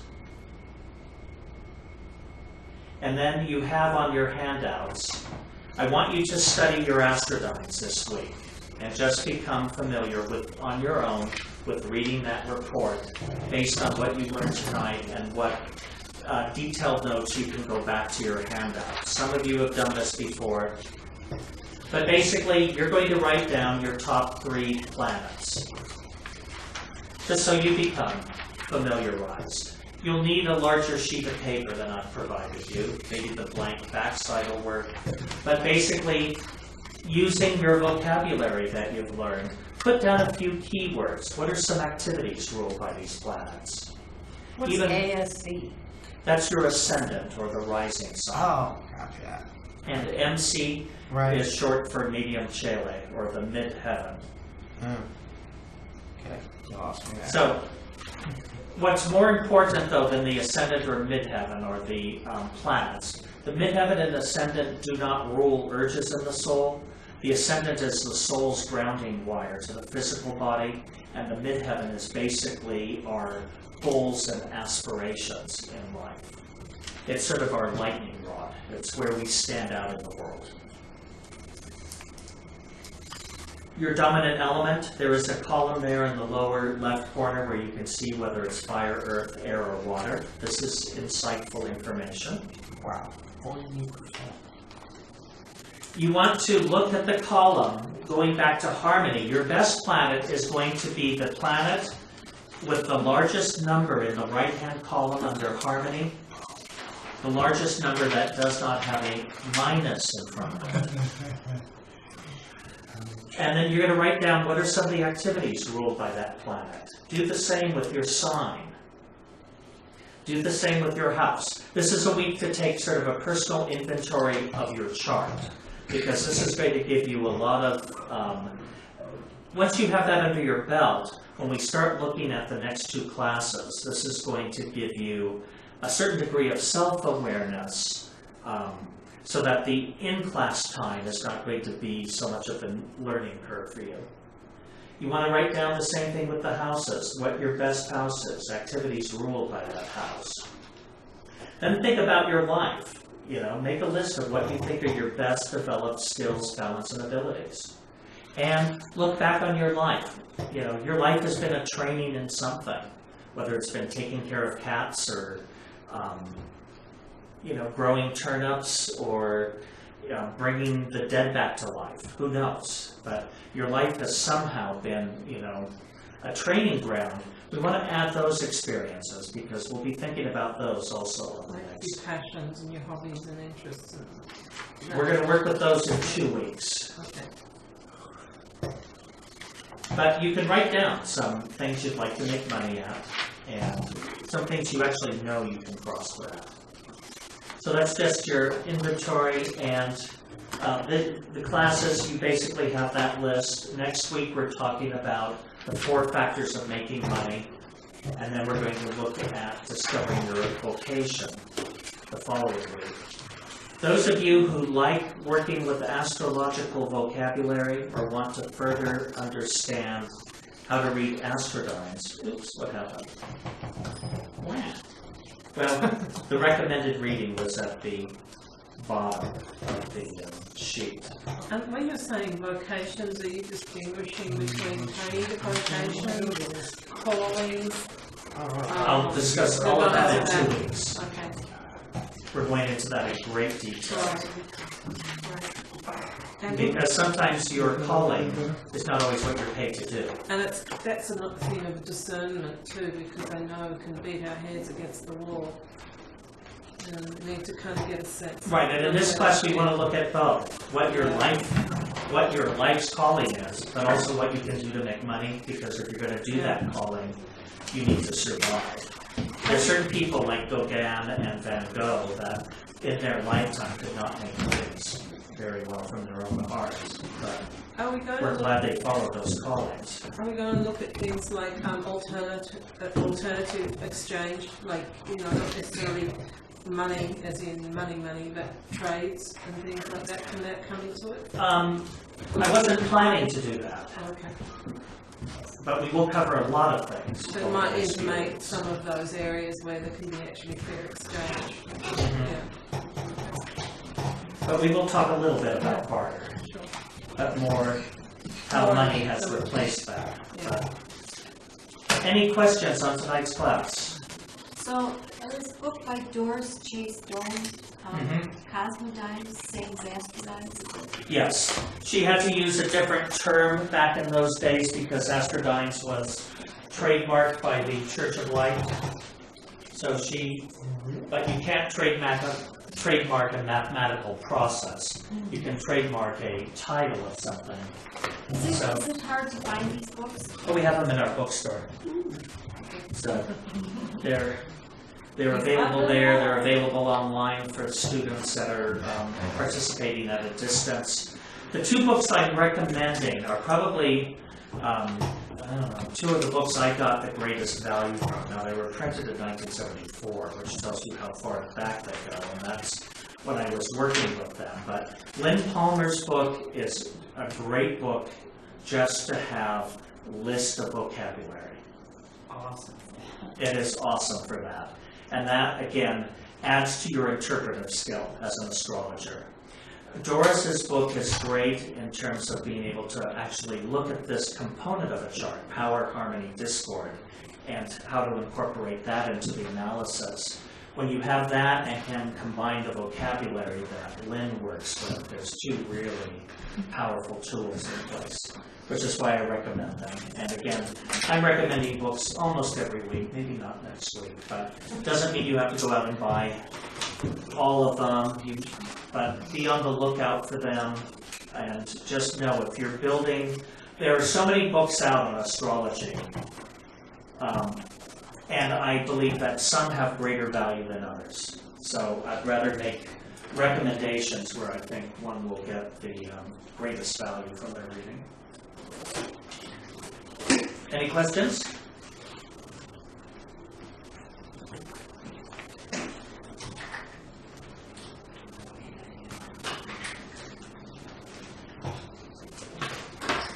we must have had a spirit guest. Yes, welcome. All right, thank you all for coming. See you next week. Study your charts, do your homework. Thank you. Thank you.